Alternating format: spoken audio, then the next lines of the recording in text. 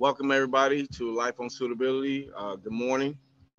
Today we're going to talk about life on suitability and how to stay focused and keep yourself out of trouble and stay away from cell phones, drinking, smoking, doing anything that would hinder you from getting a date or getting a write-up.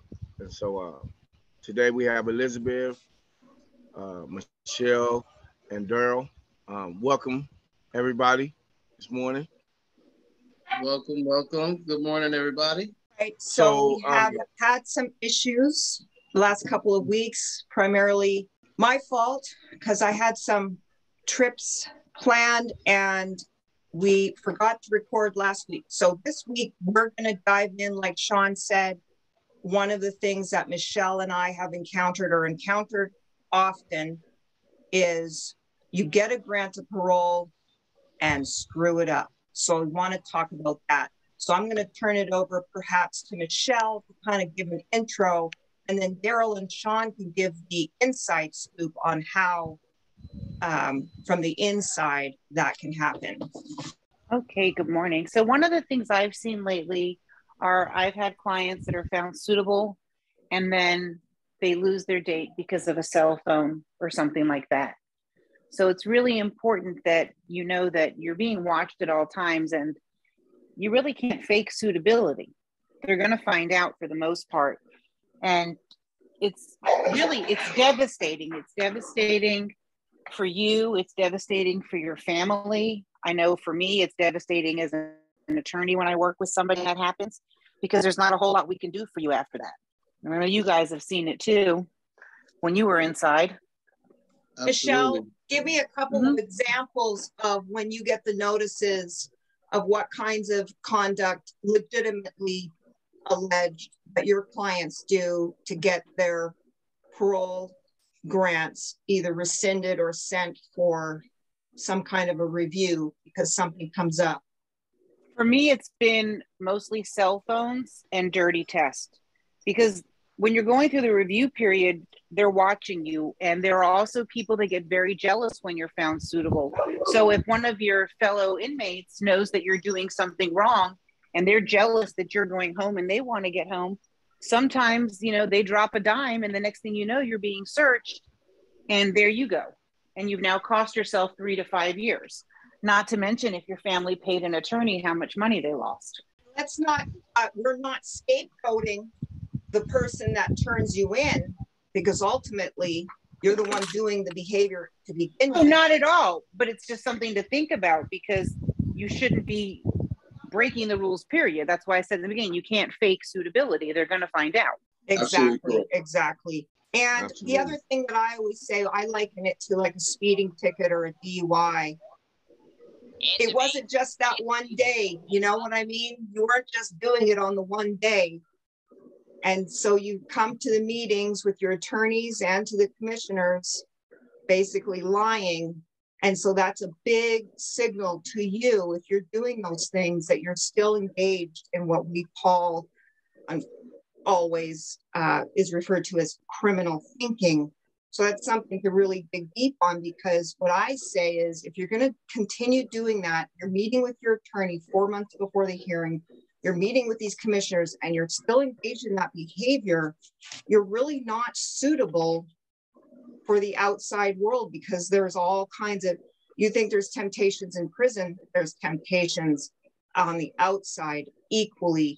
And so I've had rescissions as well for the same conduct, but then also, running little business deals. They call it business dealings or unlawful business dealings, where the clients get involved in their restitution's paid off. They send their restitution to someone else sends it to you, so they avoid the 55%.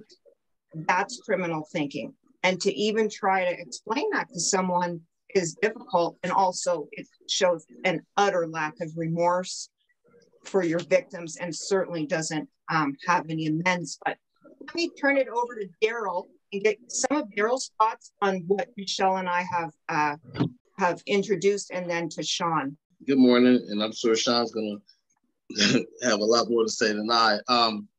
First of all, it's called circumventing institutional policies, and that's like where you were just making reference to a person who has restitution, and instead of his family sending the money to him, and they take 55%, we try to send it to somebody else who doesn't have restitution, so we could get all of our money.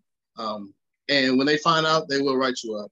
And it is, when you think about it, a true lack of remorse, because your restitution is supposed to go to the victim's family or to the state to pay for the court fees. So it's like you really don't care about it. So that's big. And if they find out you're running a store, you know, or selling products, they most definitely will try to write you up and prevent you from going home, because you're circumventing their institutional policies. But the bigger thing, as was discussed last week, as well as this week, individuals who get found suitable and get a cell phone, call their families, call their friends, do whatever it is, you're really showing that you still have that mindset where you think you can get away with things.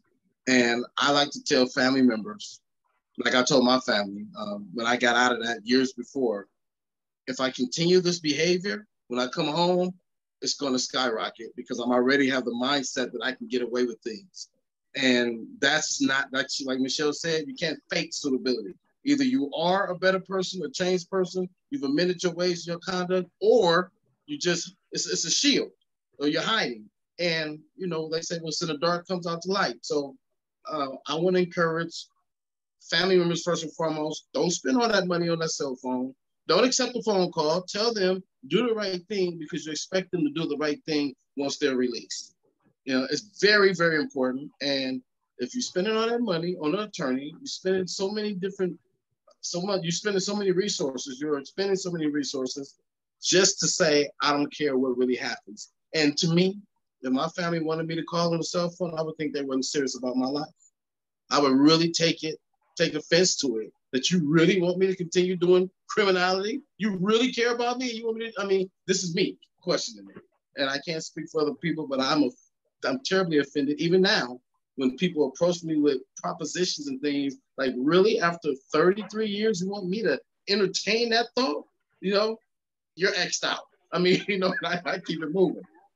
Because we all, Shaun talked about this at length, and I want to chime on now.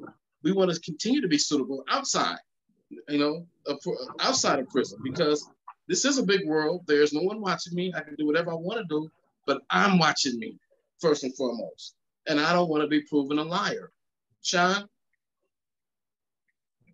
And that's amazing that that last part that you said, because that's what the board, when you go to the board, they want to know, are you suitable when you're out in the world when nobody's watching you, right? Because we know we're being watched in prison. So yeah, of course we're gonna do good, right? We're gonna do our thing. But when you're inside, and people don't understand that when you're inside and you don't do good, when you're being watched all the time, not just by staff, but by inmates also, you can't be trusted out on the streets if you can't do good in there and you're being watched all the time. Because out here, you're not being watched. Like me, my parole officer comes to see me every month and a half. When he sees me, gives me a UA, asks me how I'm doing, then he's gone. I don't see him again. And so it's important, like you said, to make sure that you hold yourself accountable and that you stay away from things out here. And trust me, you know, what we say is we just on a bigger yard. And so we need people to understand that we're on a bigger yard. We went from a small yard to a real big, huge yard with more stuff that's on this yard. More drugs, more negative people, but we have a lot more positive people, right? And so we definitely got to be careful. It's amazing that you was talking about the cell phone thing, because I just had two people who called me from prison off their cell phone. And so I did get a little aggressive because I felt like I'm helping you to get out of prison, and then you call me on the cell phone. And so I had to tell them, I said, both of them, So if they catch you with the cell phone or catch somebody else with the cell phone, right? And then they trace my number back, what happens to me? You're violated. You're violated. That's right. So tell me that you care about me, and then here it is, I'm taking my time out because I'm a very busy man, right? Taking my time out to help you come home, but then you call me on the cell phone like it's cool. Don't impress me. That doesn't impress me. Call me collect. That's why it's money on my phone. And they gave out the tablets. Everyone got tablets effective July 1st at most of the prisons where they can call all day and video chat and everything. Thank you. All day. All day. If they utilize it. Exactly. Exactly. And I don't understand. And see, that just shows the mindset. You have an opportunity to call. You have an opportunity to video chat, to text. Why do you still need that illegal device? What's wrong with your thinking process? Exactly. And so I told one of the brothers, I said, you might not want to hear this, but you're not ready to come on. Because here it is, you a few months away from going to the board, and you go rent a phone just so you can call different people. I said, I understand that thinking because I had a phone, right? But when I realized that that phone can wipe out everything, I was like, why do I need the phone? I can call collect. It's not like my people don't have money on their phone, right? But when I get out, I can use the phone anytime I want to, right? I ain't got to worry about sneaking it, hiding it, putting it up in the case of soups or whatever, wherever you put it at, right? I can get out and use my phone as much as I want to. And so I kind of went big on them, and they didn't understand. And so I just told them, don't call me back until you process what I told you. Not only did you put yourself in danger, right, from not going to the board, getting a denial, you also put me to where I can be violated. I'm not trying to sit back in there with you. I can't help you from inside. I can help you from out here, though, a lot more than what I can from inside. But I just Shaun, did 20 years. Let me add to that. When your family writes those letters saying how you've changed your life, how you've turned your life over to this, how you've done everything, when you get caught doing wrong, that makes your family liars also. And I'm using the words liar. Not that it takes credibility away from them. It makes them liars because they know what you're doing. And then then they write it to the board. The board is like, I don't want this. These people have been helping me. Especially if your family gave you the money for the phone and they knew what it was for. I mean, I've seen a lot of guys where they ask them, where did you get the money? And they say, my family, but I manipulated and lied. But, you know, I tell families when I'm working with my clients, if you get a call from the cell phone, don't answer it. And if you do answer it because you don't know the number and it's him, hang up. Don't respond to text messages. I don't respond to cell phones at all. I'll hang up on someone if they call me on a cell phone because I never want CDCR to see my phone number in somebody's cell phone because I'm not losing my clearance for anybody. I can lose my clearance as an attorney. Just like you can get returned to custody, you know, it can destroy lives. And I don't think a lot of people understand that ramification of the cell phone. The other thing is I have a lot of guys tell me that they're using the phone because there's a family emergency or somebody's ill. If you go talk to your counselor or the warden or the chaplain or whomever, they'll get you a call for an emergency situation. You don't have to use the cell phone. You just need to ask for help. And that's part of showing change is when you ask for help. Most of it, because they might send you through the loops, but that's okay because life out here gonna send you through different loops, right? We all jump through hoops every day. Pardon? We all jump through hoops every single day to make things work in our life on the outside. Exactly. So don't endanger, because they think that you can't trace it. But I know a guy before I got out had a cell phone. Well, he used his friend's cell phone, calling his mom and everything, and then he gave it back to the owner. Well, the owner ended up getting busted. Squad took it, found his numbers on there that he used, everybody who used the phone, and then booked him for it, right? And so they can pull the phone records from the phone company. They can subpoena the records from the phone for the phone number all the way back, not even just looking at the phone. Absolutely. Exactly. And that's why it's important if you get the phone call, like Michelle's saying, is to immediately hang up. I say, you're committing a crime and I'm not participating in this crime. goodbye. That's it. I'm not, because I don't want the phone record 15 minutes long. Exactly. And then, you know. Right. And I'll tell you. Go ahead, Michelle. No, I was like, my retainer agreement has a clause in it that says if you violate GDPR policies and rules, you breach our agreement. There you go. Because 90% of the time, it's your family and friends that are paying your bill. And I think that takes away when you don't pay it yourself, you don't really realize how tough it is. I watch families struggle to pay to help their loved ones.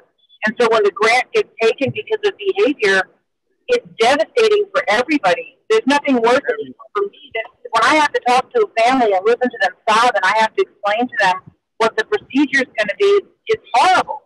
It's horrible. Yeah, it is. It is.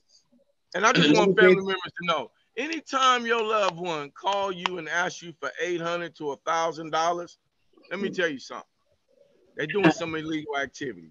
There's nothing in prison that costs us $800 to $1,000 or $1,500 or $500. You can't spend that much in canteen.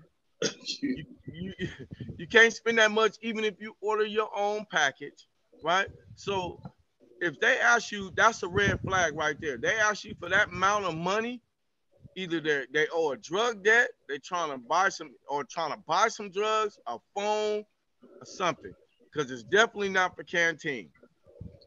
And that's another thing I want to mention. People being found suitable for parole and then getting dirty tests. What is wrong with you? You can't tell me you have to celebrate by going to get high. You can't tell me that you need to use some drugs to calm your nerves because you were so excited about being found suitable. I mean, I've heard these two things. That's what I'm saying. I have to. Yes, and I'm not going for that. Listen, if you are going to be a drug addict, just stay in prison. You're no good to anybody, not even yourself.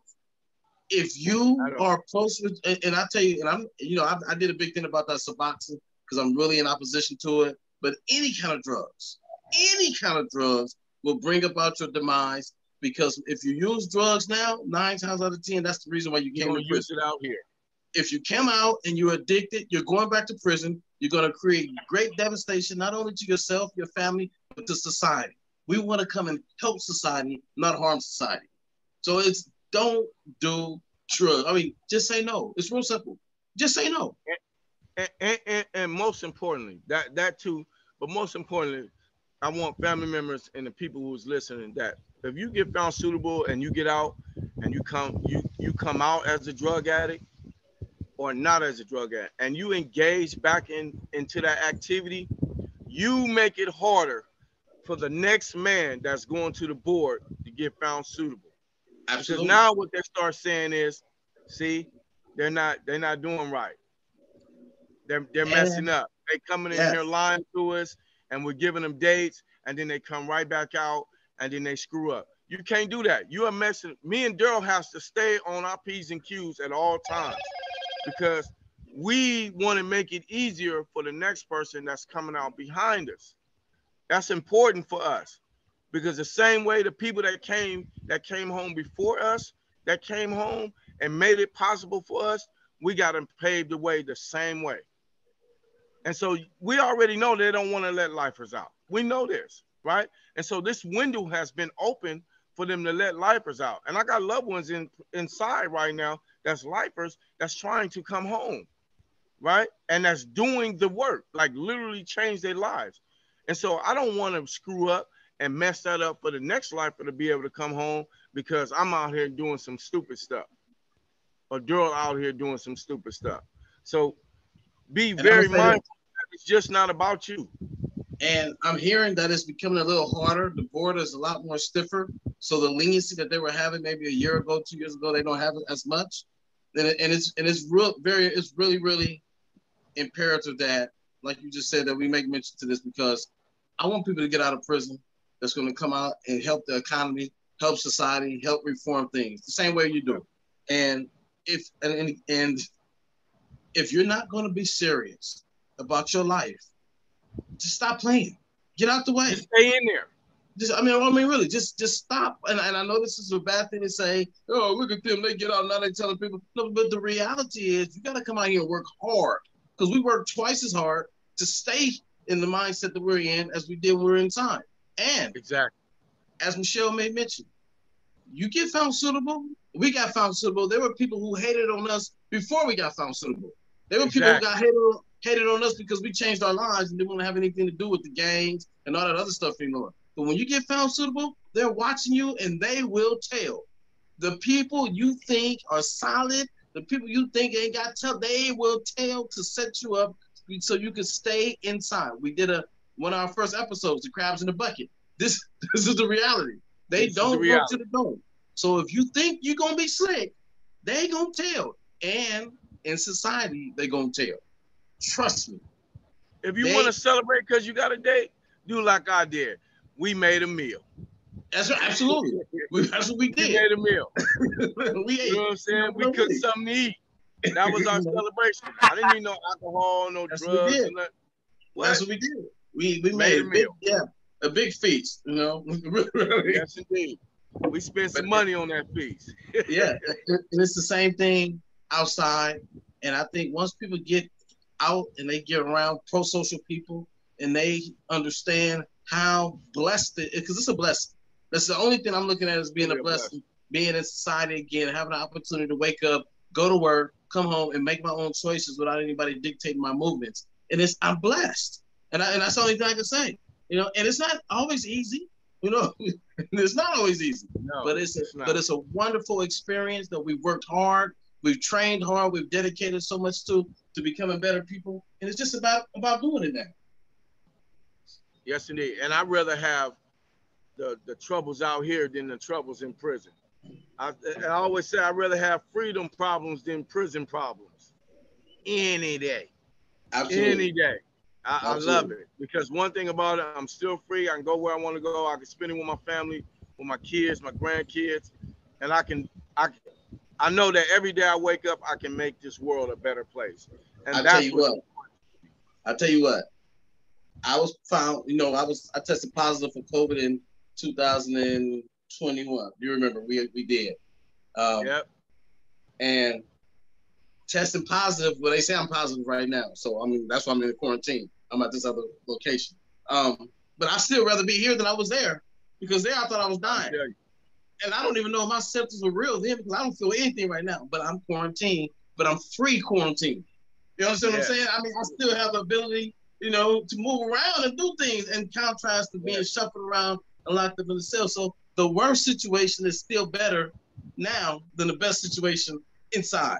And that's what, and the mindset has to change. It has to change. And I want people who get found suitable or people who are working for suitability, please take your suitability seriously. Because there's people looking up to you. There's people looking up to us right now who ask us, people want to know how we made it through. How did you make it through all those years, Shaun? They want to know how I made it through all those years, you know, and if they don't see the continuation of our progress, then they won't believe the things that we say. We have to continue to show positivity. We have to be truthful. We have to be honest. But it started inside. It started inside. It didn't start when we got out. Trust me. And a lot of people think, oh, when I get out there, I won't have to worry about no more crimes. I won't use drugs. I won't drink. If you're doing it now, you're going to do it when you get out, especially 10 times more. Because we have people on our yard that parole, get high. They're back in prison. And we've seen them some come back. Another one parole, getting high. Yes. He's dead now because he OD'd. Yes. Right? Yes. And so the drugs that was in prison is way different from the drugs out here on the streets. And there's no limitation. The alcohol that's in prison is way different from the alcohol that's out here on the street. So you just got to be mindful. That stuff is a lot stronger, a lot more potent, and a lot more addictive because they put all type of stuff in there, especially that fentanyl. And I'm seeing a lot of people drop off that fentanyl, and it's in everything. It's even in weed, right? You got people smoking weed. It's in weed, you know? And so it's very important that people pay attention. Very important. Elizabeth, Michele? Michele, what kind of consequences now when our clients get caught up in stuff and it hurts their suitability, they're granted parole, what kind of consequences are they facing in terms of years? What are the board doing about these? How long does it take to gain freedom again after that?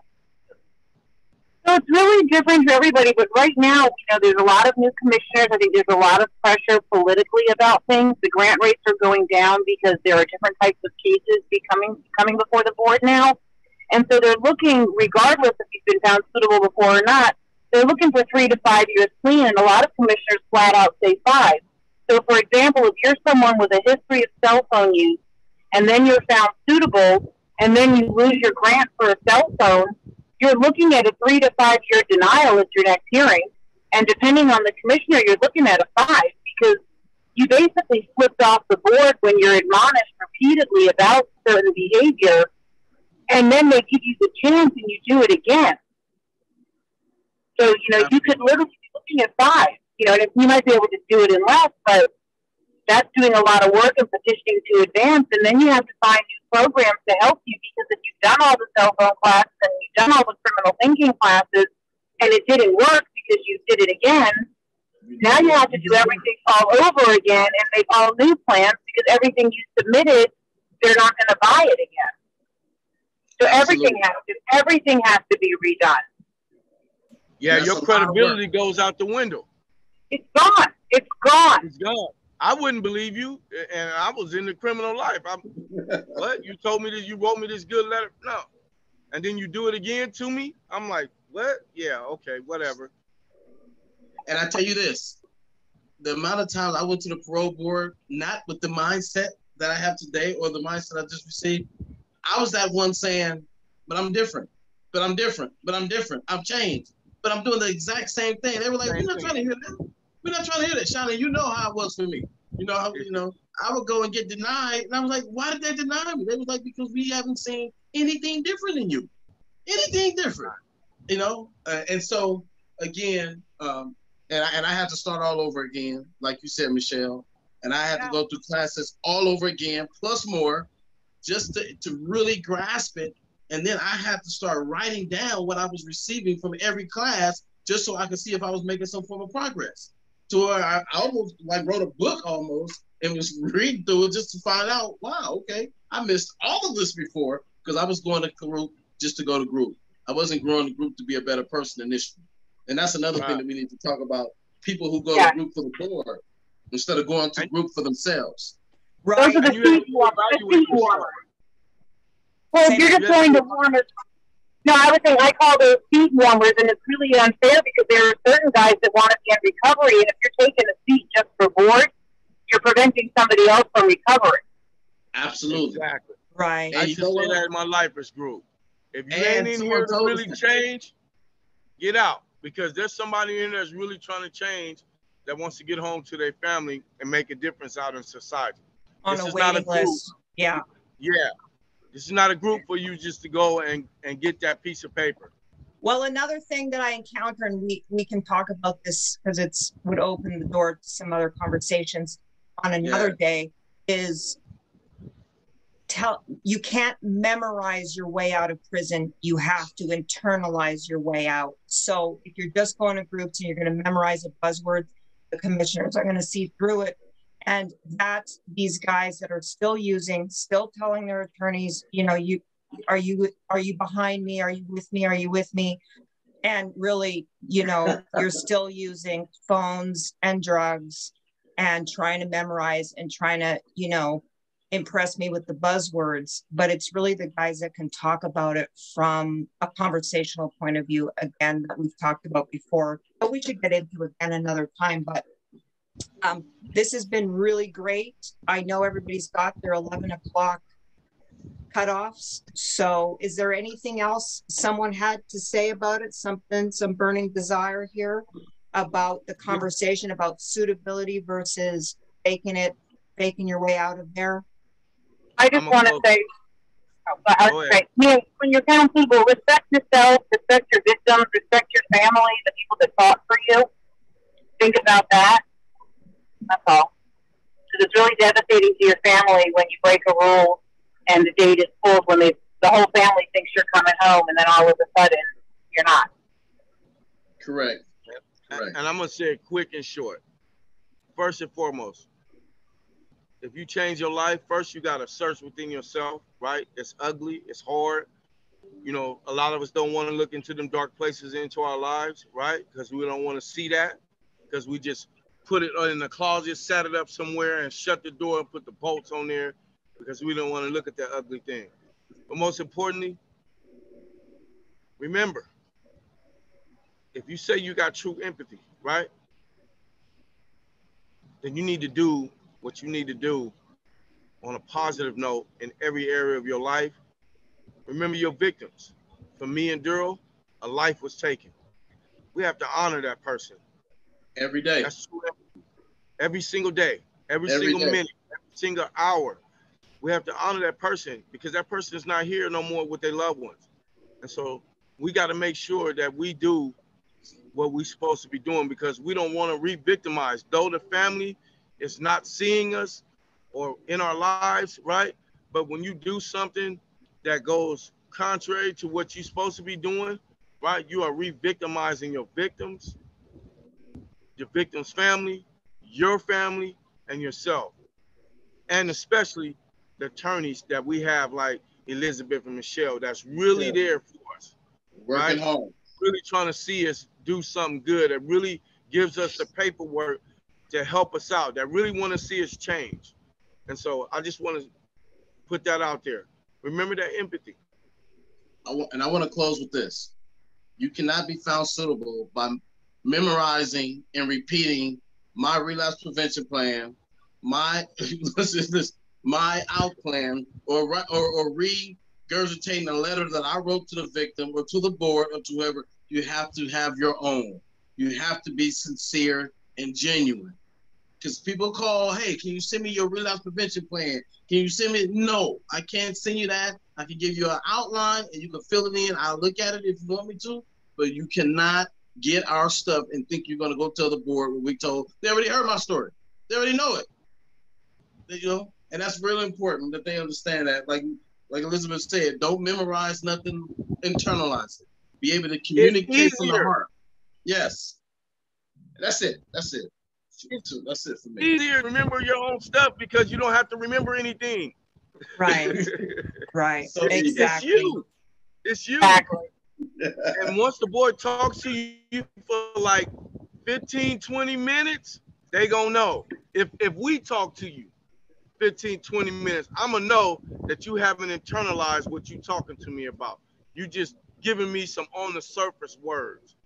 You can't go in depth with your story and your life, with your causative factors, your external, your internal. You can't go in depth on it because you memorize somebody else's stuff.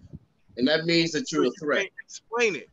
Yeah, and you're still a threat because you won't know how to deal with a situation when it occurs because you haven't dealt with it.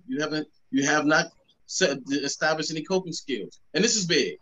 So and we you got a look lot like more a to talk about. manipulator. Yes, yes. So thank you, You're Michele. manipulating still. Yeah. You're manipulating still. I'm definitely not gonna let you out. See you later. See you in 5 years. Absolutely. Right, right. Thank you so much for everybody for tuning in. I will do my best to get everything posted. I'm not sure when, but I will do my best Thank you very much.